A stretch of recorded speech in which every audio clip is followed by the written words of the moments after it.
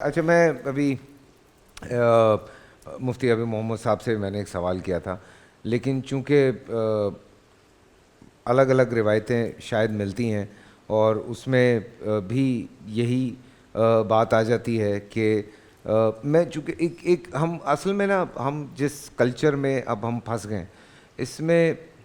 بہت ساری چیزیں جب پڑھتے بھی ہیں، دیکھتے بھی ہیں، سنتے بھی ہیں، حیرت بھی ہو رہی ہوتی ہے، بیکاز وہ تمام چیزیں ہونے کے باوجود جو ہمارے مذہب میں موجود ہیں ہمیں بارہا ثابت کرنی پڑ رہی ہوتی ہیں کہ نہیں یہ میں صحیح کر رہا ہوں، نہیں یہ بھی صحیح ہے، نہیں یوں بھی ہے۔ اس دن ہم نے بات کی کہ جب حضور اکرم صلی اللہ علیہ وسلم نے بی بی فاطمہ کی جب شادی کی حضرت علی سے تو ان کو الگ گھر لے کے دیا، یہ بات بھی سامنے اس میں آئی بات میں کہ جناب وہ جو جوائنٹ فیملی سسٹم ہے وہ نہیں ہے ہمارے یہاں، بالکل بھی ہمارے مذہب میں نہیں ہے، یہ کلچرلی آیا ہے، بیکاز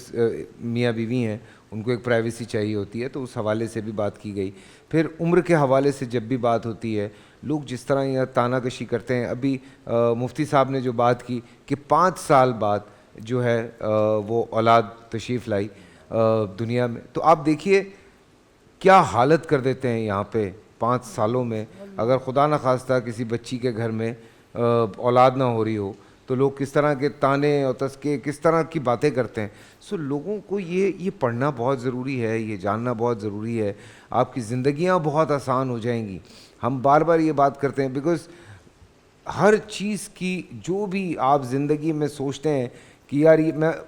کل پرسوں یہ بات کر رہا تھا کہ جب بھی کبھی پڑھنے کا موقع ملتا ہے، جو بھی سمجھنے کا موقع ملتا ہے، تو پڑھ کے یہی لگتا ہے کہ یہ تو ابھی کی بات ہو رہی ہے۔ آپ قرآن پاک سے پڑھ لیں، آپ احادیث پڑھ لیں، پڑھنے کے بعد لگتا ہے یار یہ تو ابھی کا مسئلہ کوئی چل رہا ہے، یہ 1400 سال پہلے کیسے ہوا ہوگا۔ تو ظاہر سی جن کے آگے پوری دنیا کھلی ہے،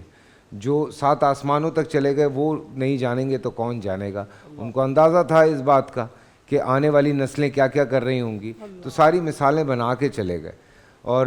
جی مفتی صاحب، آپ سے بھی میں ایک چھوٹا سا سوال ہے میرا، ہم حضرت خدیجہ کے حوالے سے بات کر رہے ہیں، ان کی خدمات کے حوالے سے بات کر رہے ہیں، اس میں ایک بڑی ضروری بات ہے، تھوڑا سا ایک مسئلہ رہا ہے اس بات پہ، میں اس لیے جاننا چاہ رہا ہوں اسپیشلی کہ حضرت ابو طالب کے حوالے سے کہ انہوں نے اسلام کی یا حضور پاک کی خدمت کی ہے۔ بسم اللہ الرحمن الرحیم۔ فیصل بھائی، گزارش یہ ہے کہ سیدہ طیبہ حضرت خدیجۃ الکبریٰ سلام اللہ علیہا نبی علیہ السلام کی رفیقہ حیات ہیں، اور اسی میں جناب حضرت ابو طالب کی بات بھی کرتا ہوں کہ جب انہوں نے نبی علیہ السلام کو نکاح کا پیغام بھیجا، حضرت خدیجہ نے بھیجا، یہ بھی ہمارے یہاں یہ بھی ہمارے یہاں کتنا بڑا پوائنٹ ہے آج کے زمانے کے لیے، سن لیں ذرا۔ اور یہ صرف حضرت خدیجہ کے آپ کو نظر نہیں آئے گا، حضرت فاروق اعظم اپنی صاحبزادی کا نکاح کرنے کے لیے حضرت ابو بکر سے بات کرتے ہیں، حضرت عثمان سے بات کرتے ہیں، پھر نبی رحمت صلی اللہ علیہ وسلم سے بات کرتے ہیں ان کی جو بیٹی ہے اس کے لیے۔ تو یعنی والد اور خود اگر خاتون بالغ ہو اور وہ کنواری نہ ہو تو وہ نکاح کا پیغام بھیج سکتی ہے۔ یہ جناب سیدہ طیبہ حضرت خدیجۃ الکبریٰ رضی اللہ تعالی عنہا کی بارگاہ سے ہمیں ملتا ہے۔ تو جب نبی علیہ السلام تک یہ پیغام پہنچا تو نبی رحمت صلی اللہ علیہ وآلہ وسلم نے مشورہ جس سے کیا، اس شخصیت کا نام جناب حضرت ابو طالب ہے۔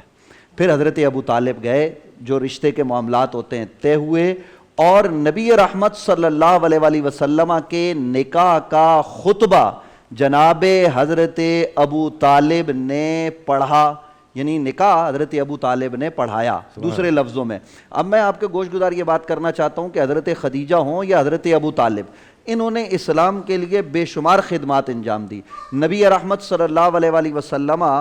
8 برس کی عمر ہے، جو روایات ملتی ہیں کہ دادا کا بھی وصال ہو گیا، تو آپ براہ راست حضرت ابو طالب کے زیر کفالت آ گئے، اور جناب حضرت ابو طالب اپنے بچوں سے بڑھ کر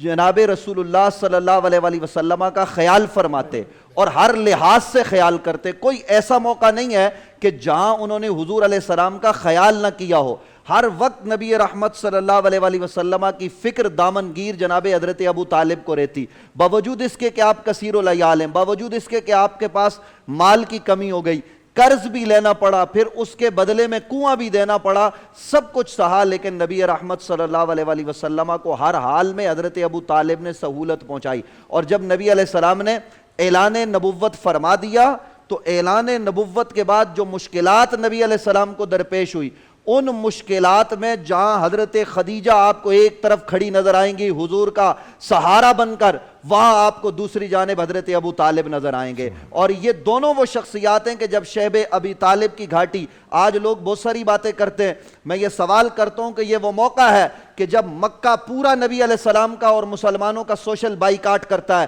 کہ نہ ان سے کلام ہوگا, نہ ان سے لین دین ہوگا, نہ تجارت ہوگی, نہ مال دیا جائے گا, نہ مال لیا جائے گا. ان حالات میں فیصل قریشی صاحب ذرا غور کیجئے, گھاٹی میں یہ بند ہے اور کھانے کو کچھ نہیں مل رہا, لوگ پتے کھا کے گزارا کر رہے ہیں. حضور انور صلی اللہ علیہ وآلہ وصحبہ وبارک وسلم یہ سارے حالات دیکھ رہے ہیں. جناب ابو طالب کو دیکھیے, رات کا وقت ہوتا ہے تو ابو طالب کو اپنے بچوں کی نہیں بلکہ نبی علیہ السلام کی فکر دامنگیر ہوتی ہے. ایک جگہ پر نبی علیہ السلام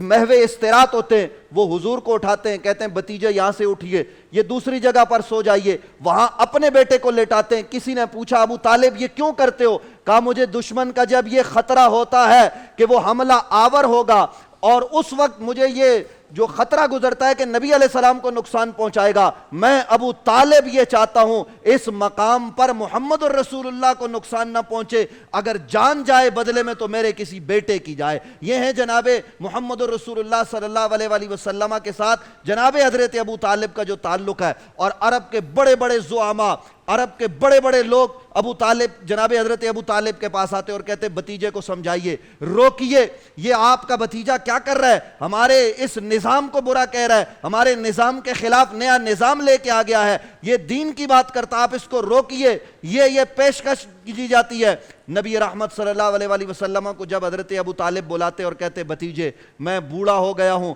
اب بتا کیا کرنا ہے, تو نبی علیہ السلام کہتے میرے ایک ہاتھ پر یہ عرب والے سورج اور دوسرے پر چاند لا کر رکھ دیں تب بھی میں پیچھے نہیں ہٹوں گا. تو اب حضرت ابو طالب یہ کہتے ہیں, حضرت ابو طالب نبی علیہ السلام سے کہتے ہیں بھتیجے جو چاہو کرو, میں آپ کے ساتھ کھڑا ہوں. تو ہم حضرت ابو طالب کا تذکرہ بھی کرتے ہیں, حضرت خدیجہ کے بھی. جب دونوں کا وصال ہوا, آخری بات سن لیجئے, نبی علیہ السلام نے ان کے وصال پر 1 دن نہیں, 2 دن نہیں, 3 دن نہیں, پورا سال غم کیا, پورا سال سوگ کیا. عام الحزن نبی علیہ السلام نے پورے سال کو قرار دیا, یہ کسی اور کے حوالے سے آپ کو نہیں ملے گا. تو ان نفوس قدسیہ کے نقش پا پر ہمیں چلنا چاہیے کہ کس طرح انہوں نے نبی علیہ السلام سے عشق کیا, محبت کی, نبی علیہ السلام کو چاہا. اور حضرت ابو طالب کہا کرتے تھے وابید یستسقى الغمام بوجہ سمال الیتامى عصمۃ للارامل, وہ تو نبی علیہ السلام کے وسیلے سے بارش کی دعائیں کیا کرتے. سبحان اللہ, سبحان اللہ. بول انٹرٹینمنٹ کے شوز دیکھنے کے لیے ہمارے چینل کو سبسکرائب کریں اور بیل آئیکن پر کلک کرنا نہ بھولیں.